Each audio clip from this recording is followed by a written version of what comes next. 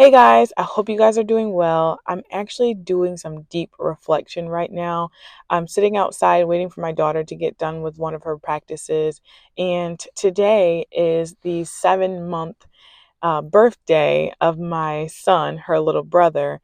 And I'm just reflecting on the fact that I have had probably the best postpartum that I could have ever imagined. And this is very different from the first time around when I had my daughter.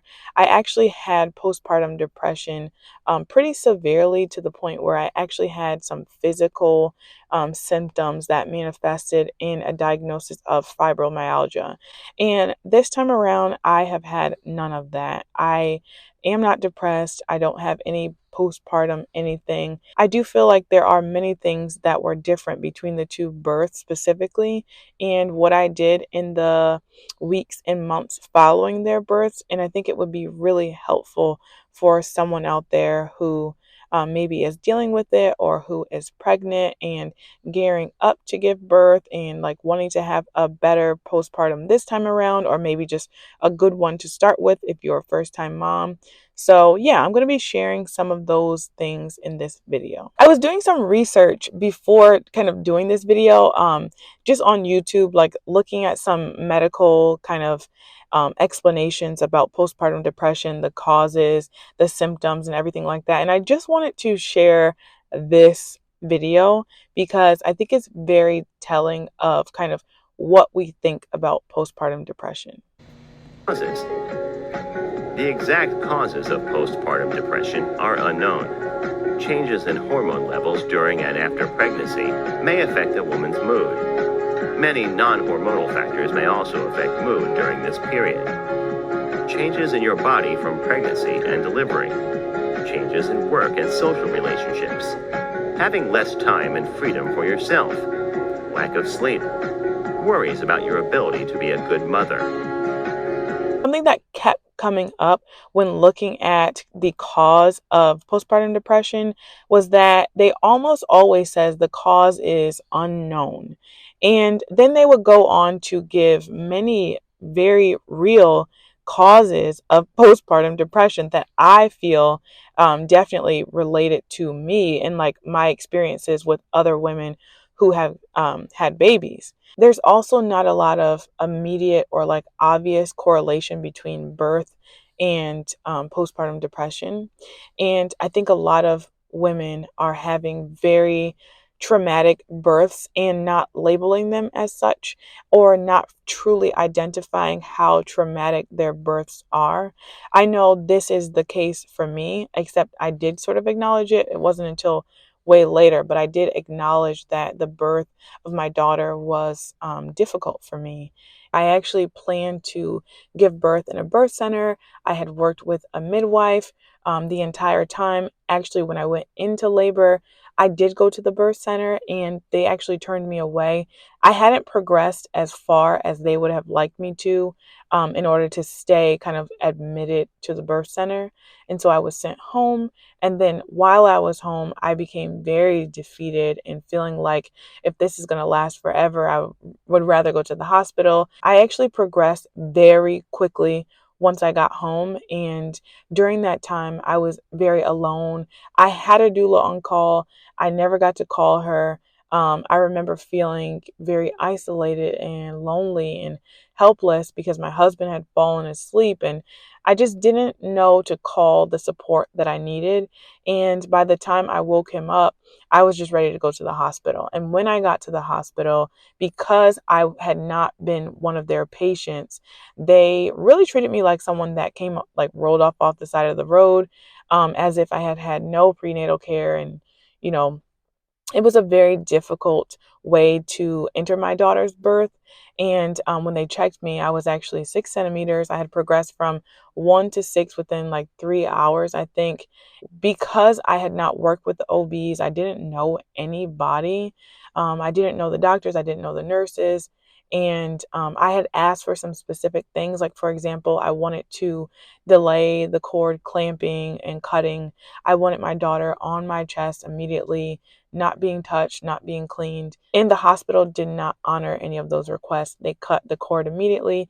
They took her off my chest. They kept her in a little incubator or something, like cleaning her off and checking her vitals for 11 minutes. I knew the exact time because my husband counted 11 minutes until they gave her back to me. So, although I didn't have, anything traumatic, like as far as a C-section that I didn't want, or, tearing, or, anything that, women go through, because I know that there are far worse birth stories out there.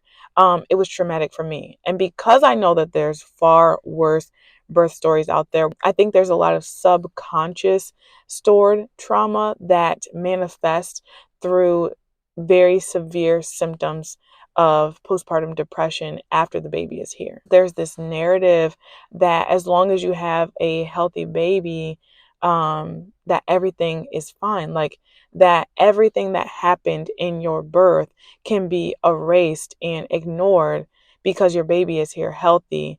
It's very toxic. Like, it's actually very dangerous to mothers to take kind of the body maiming and the kind of, forced decision making and the gaslighting that happens in some of these medical settings, to ignore those things because your baby came out healthy and fine, is very detrimental. And I think it's kind of a silent cause of postpartum depression because, yeah, they don't even fully acknowledge that that is the cause. And so, how can you work through that and heal from it, and kind of understand where those emotions are coming from if you don't even fully acknowledge that that was a cause? The way that I avoided that this time was to choose to have a home birth, and I chose to have a free birth. I think possibly a home birth with a listening, trusting, birth keeping midwife could do as well, but that was what was healing for me, having that home birth, having that free autonomy to make my own choices and to take care of my baby, not cut the cord, and hold him on my chest for as long as I wanted, and not having anyone kind of like questioning me or challenging my choices was incredibly healing. And it was exactly what I needed to have a better postpartum. One other big thing that was different this time around was the village, the support. I think this is another area that many women have, difficulty with. There's not that village of support when they come home from the hospital and they just have to take care of this baby day in and day out, getting no sleep, maybe having, chapped nipples and bleeding, body orifices, and just trying to do so much on their own when all they really need to do is to get rest and heal their body and lay down and snuggle their baby and do skin to skin. They don't get a chance to do that because, grandparents aren't available, or maybe they live, too far away from them, or they don't have any friends or, siblings that can help out. And maybe their spouse has to go right back to work, or maybe they have to go right back to work. So there's this whole missing piece of, really caring for and nurturing the mother. I definitely had this problem when my daughter was born. We were 1,700 miles away from the nearest family member. It was the middle of a pandemic. I was alone all the time with her. My husband had to go straight back to work because he was essential. And I was very isolated and alone, and it was awful.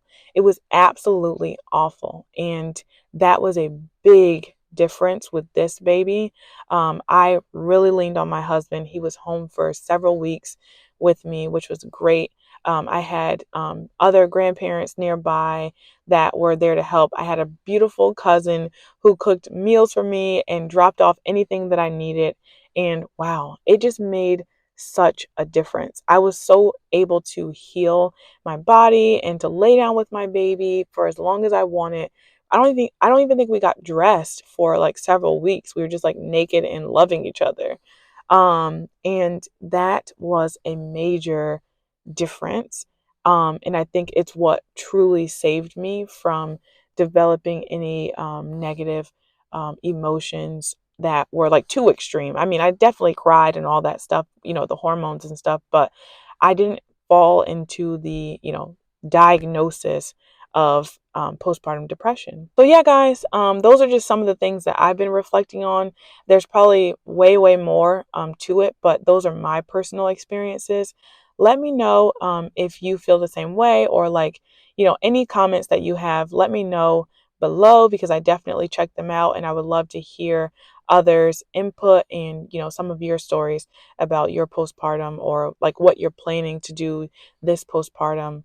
Let me know in the comments, and I'll see you guys in the next video.